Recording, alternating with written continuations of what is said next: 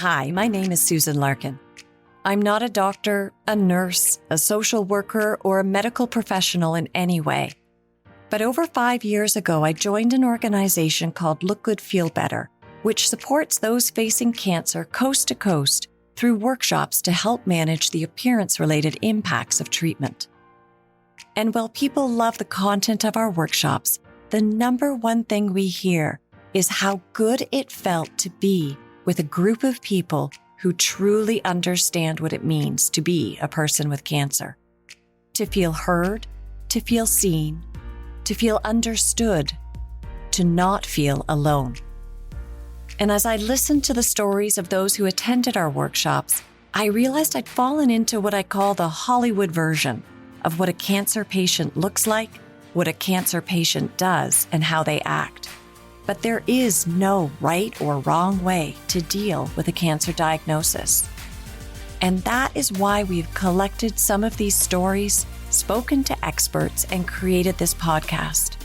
So that whether you are a patient, family, friend, or part of a healthcare team, join us. We are facing cancer together.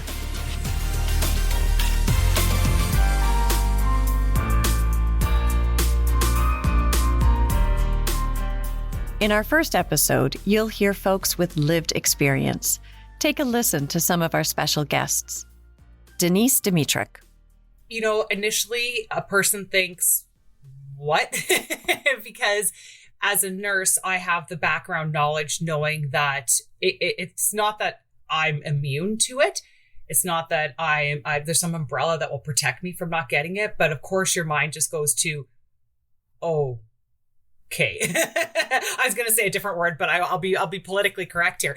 I think my nursing background helped me in one way, because when I initially felt that tumor, and then when I felt it get larger, I knew I had to go and get it looked at. Like, there was just no ifs, ands, or buts. And a lot of times people are scared of the answer because you don't know, like you know that that's not something that should be there.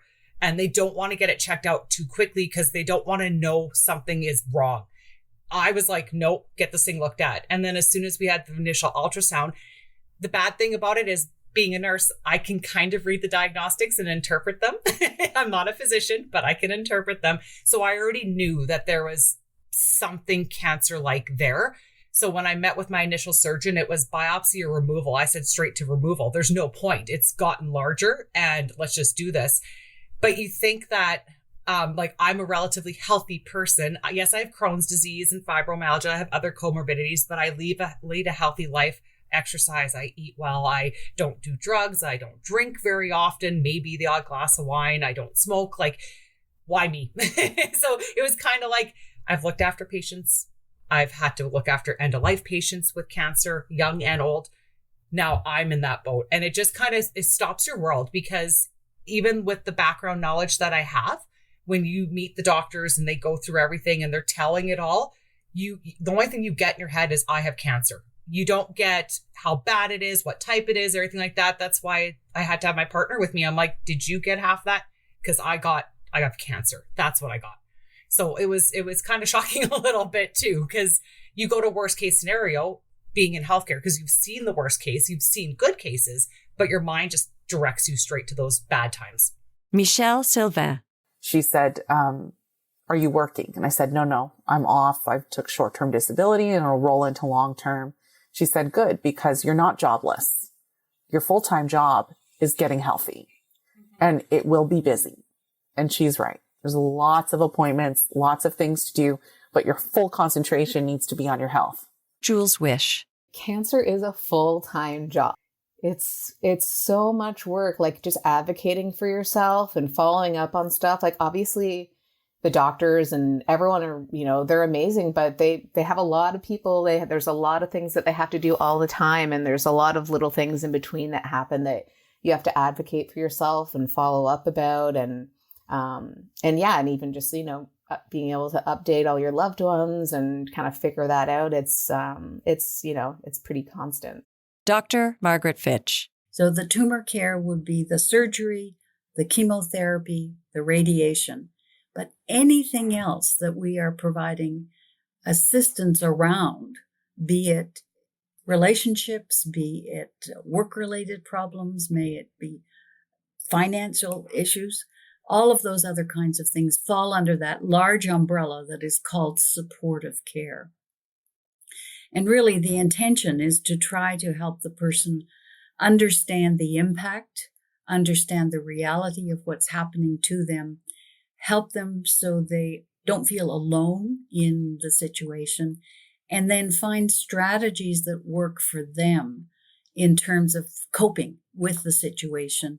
There may be new knowledge, there may be new skills they need, and learning those kinds of things so that they can manage and really move through the experience with a sense of control, a sense of personal integrity, and moving in the direction that they would prefer. We all have our own unique reaction to stress and distress in the situation. So some people will be angry, some people will be sad, some people will feel totally helpless, feel overwhelmed. Some folks will be frustrated. They'll think maybe there's been a mistake, that this is really not going to happen to them. So the reactions are all over the map, shall we say, and over time shift and change. We need to recognize that individuals are a combination, a composite of physical, emotional, social, psychological, cognitive realities. We're not just one dimension. When we're faced with a life-threatening illness, any illness really, but particularly a life-threatening illness, there is going to be an impact on all of those dimensions. Having cancer is not just about a tumor that is a physical impact. There is an emotional reaction. There is a social reaction. It influences your relationship with your friends and your family. Audrey Guth. When I was 9, my father was diagnosed with cancer, and it was a big secret. My parents didn't talk to us. It was just the secret in the household. And one day I was walking down the hall in school, because I'm a 3rd grader, and I overhear 2 teachers saying, "Oh, did you hear about Mr. Belford? He has cancer." And that was how I found out about one of my parents being so ill. But it wasn't safe to talk about it because I knew that they were trying to keep it a secret and I didn't want to upset them. So we fast forward many years. I'm now, of course, an adult. I have my own children and I'm diagnosed with cancer. Now what happens? I fall back in the same patterns of what I knew to be true. I want to protect my children from the hard stuff, right? That's what we know. Wendy Mesley. A friend of mine reached out the other day to say a friend of mine's just been diagnosed, and I'm like, which camp is she in? Because to me, there's 2 camps. There's the you're probably going to die camp, and you're probably going to live camp. And I was always, I think, in the I'm probably going to live camp. I had a tumor that went from nowhere to hey, I'm here very quickly. I had a mammogram done and it was all clear. And 2 months later, there was a big hard lump. And I was like, whoa, I had that operated on. And then after the operation after the operation, and just as I was going into chemo, they said, why don't we do another MRI just to make sure? And they found another tumor in the other boob. There are all of these people. It is so common. Like almost 50% of people are going to get some kind of cancer in their life. Bonnie Walker. Listen, we're all cancer patients, but it doesn't define who we are. It's just something we're going through. And it's a temporary title. It's not a lifelong title. Survivor will be a lifelong title going forward, but patient is not.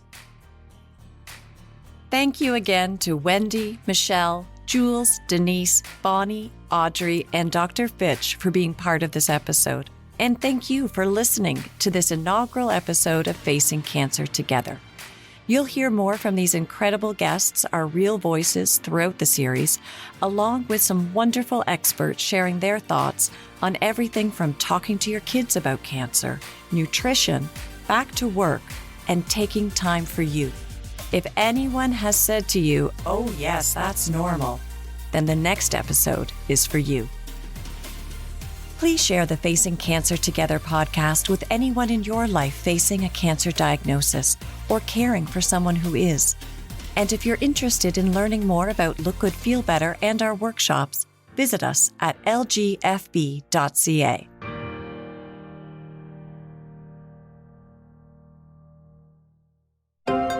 This is Story Studio Network.